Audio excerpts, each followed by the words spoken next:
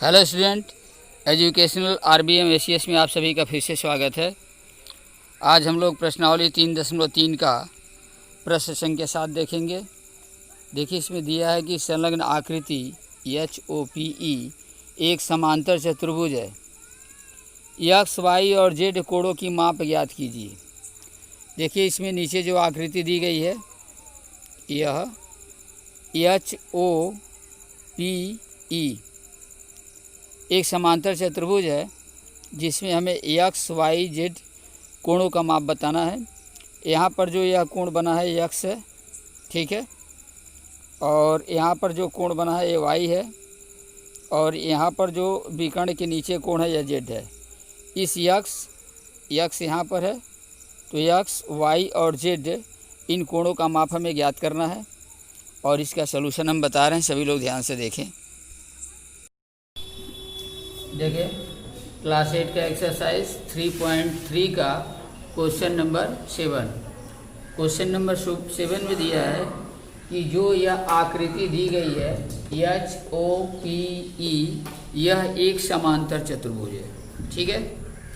X यहाँ पर है, वाई और जेड के कोणों की मान ज्ञात कीजिए। इसके कोणों की हमें माप ज्ञात करना है कि एक्स, वाई, जेड का मान कितना होगा और ज्ञात करने में प्रयोग किए गए गुणों को बताइए, ठीक है। हम ज्ञात करेंगे तो इसमें कौन सा गुण हम लोग प्रयोग कर रहे हैं उस गुण को भी बताना है। आगे समझ में देखो, सबसे पहले क्या करेंगे, देखो HOPE एक समांतर चतुर्भुज है, ये दिया गया है। HOPE एक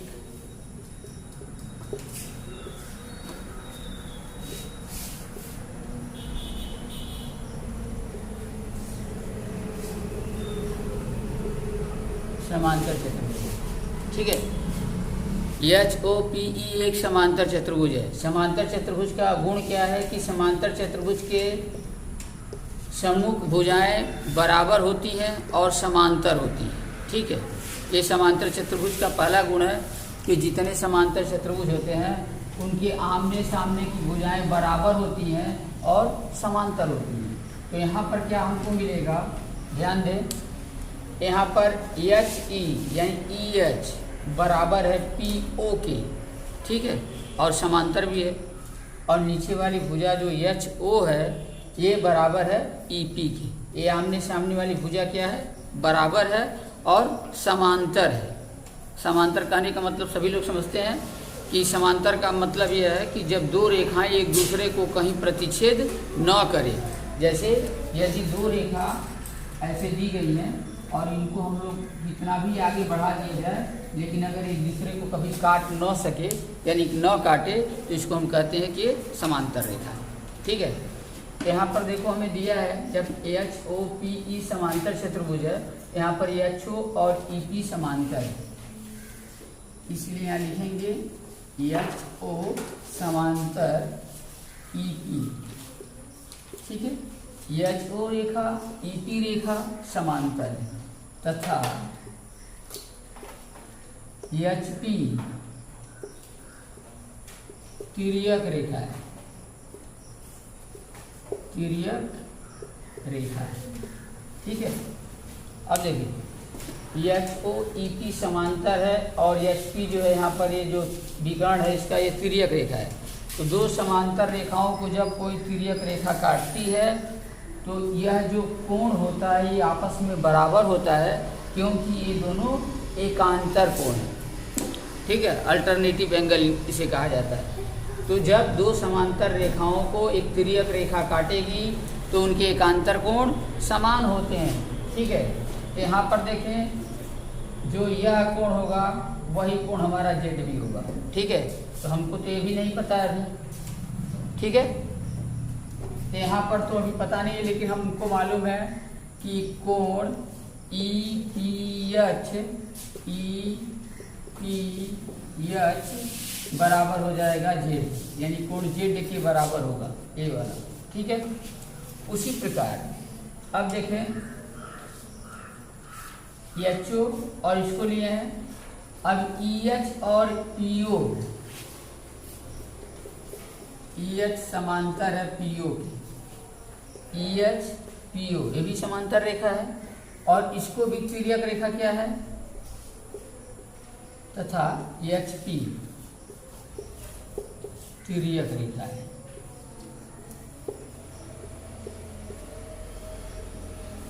HP तिर्यक रेखा है।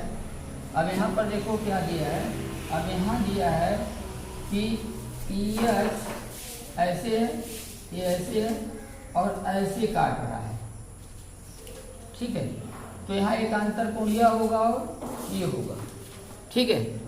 तो यहाँ पर क्या हो गया देखो, 40 बराबर y, इसलिए हम कह सकते हैं कि कोण y बराबर कितना हुआ 40। देखो यहाँ पर हमें y का मान मिल गया कि y बराबर क्या है 40। जब हमारा EH और PO दोनों समांतर है और PH रेखा इसके काटती है तो एकांतर कोण y बराबर होगा 40। ये हमको मालूम हो गया, y का मान निकल गया, ये वाला कितना हो गया 40, ठीक है। अब यह देखो ये वाला अंतर कोण निकालो, ये अंदर वाला ये कितना होगा। अब लिखेंगे कोण HOP बराबर, देखो इधर वाला 70 है तो हम तो जानते हैं कि इधर वाला और इधर वाला ये दोनों क्या है संलग्न कोण है, एक ही साथ कोण बने हैं ना, तो इन दोनों कोणों को जोड़ेंगे तो 180 आएगा।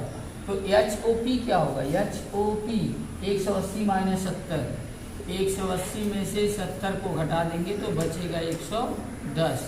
तो ये वाला कोण आ गया तुम्हारा कितना 110, ये मालूम हो गया हमको, ठीक है। अब देखो y मालूम हो गया कि 40 है, ये मालूम हो गया कि 110 है। अब लेंगे त्रिभुज HOP में, त्रिभुज HOP में, तो त्रिभुज के तीनों कोणों का योग होता है 180, होता है ना। यहाँ देखो एक कोण Z है, दूसरा कोण Y है, तीसरा कोण 110, तो कोण Z धन कोण Y और धन 110 बराबर हो गया 180। मतलब Z Y और 110 को जोड़ेंगे तो कितना आएगा 180, क्योंकि त्रिभुज के तीनों कोणों का योग 180 होता है।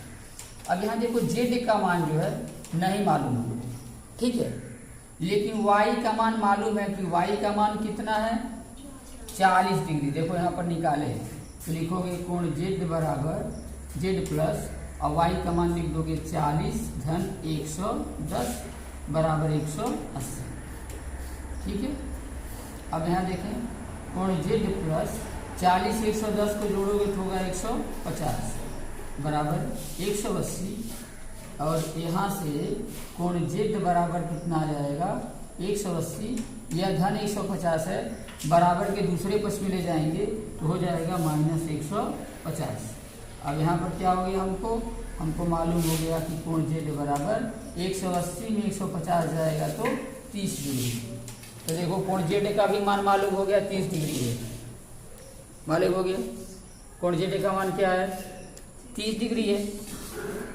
अब देखो कोण X का पूछा है तो ZEPH, अगर ये पूछा रहता EPH तो ये भी हम बता देते, लेकिन ये पूछा ही नहीं है, ठीक है, इसको नहीं भी निकालें तो भी चलेगा। अब हमको X का मान बताना है, हमको बताना है X का मान। देखे Z का मान 30 आ गया, Y का मान 40 आ गया, अब बताना है X का मान।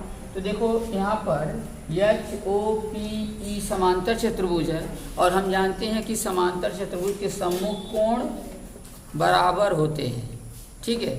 यहाँ पर लिखेंगे चूंकि समांतर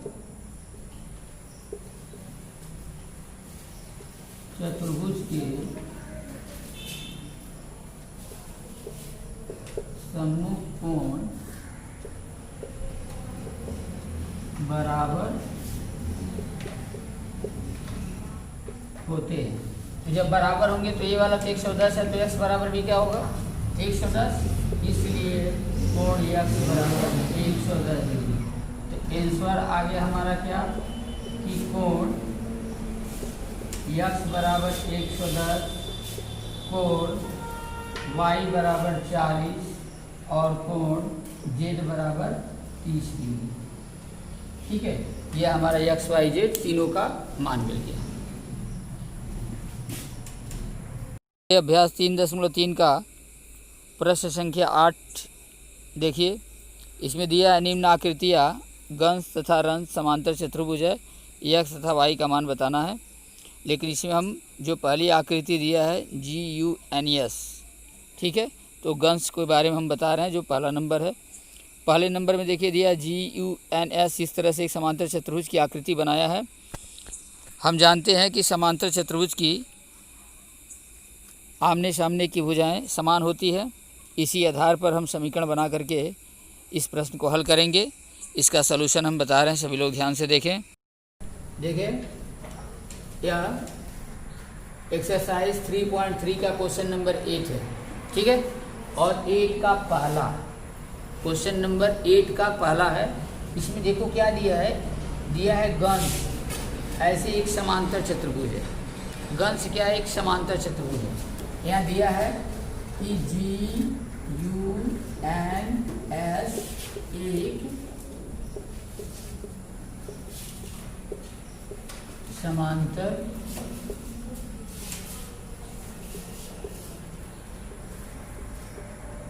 चतुर्भुज है। देखो इसमें दिया है GUNS एक समांतर चतुर्भुज है, ठीक है, मालूम हो गया सबको। अब देखो समांतर चतुर्भुज में अभी हमने बताया है कि समांतर चतुर्भुज के आमने सामने की भुजा क्या होती है? बराबर। ये ना हमने बताया कि समांतर चतुर्भुज के आमने सामने भुजा बराबर होती है, ठीक। देखो यहाँ पर GU बराबर SN होगा, GU है, इसके ऊपर SN है, तो GU बराबर SN और SG बराबर NU, ये होगा। कोई भी भुजा ले लो, तो समांतर चतुर्भुज है, यहाँ पर मान लो हम ले लेते हैं SG बराबर NU, SG बराबर NU। समझ में आया क्यों? क्योंकि समांतर चतुर्भुज के आमने सामने की भुजा क्या होती है? बराबर होती है। यहाँ देखो SG बराबर है, लंबाई दिया है 3x, यहाँ से यहाँ तक है 3x, ये 3x। NU यहाँ से यहाँ तक लंबाई कितना दिया है? 18, ये दोनों बराबर है, 3x 18 दोनों बराबर है। यहाँ पर से निकालोगे तो x बराबर, देखो 3x का मतलब है कि 3 में x का गुणा, यहाँ x बराबर निकालेंगे तो 18/3 और 3 6 18, 3 6 3। अब यहाँ पर x का मान आ गया 6, x का मान आ गया हमको, ठीक है। हमें पूछा x y का मान ज्ञात करना है और लंबाई किस में है? सेंटीमीटर में, तो x की लंबाई आ गई 6 सेंटीमीटर, मालूम हो गया। अब देखो हमको जो मालूम है कि ये दोनों भी ऊपर नीचे यानी सम्मुख भुजा बराबर है, इसका नाम है GU बराबर SN, GU बराबर SN। तो GU देखो कितना दिया है?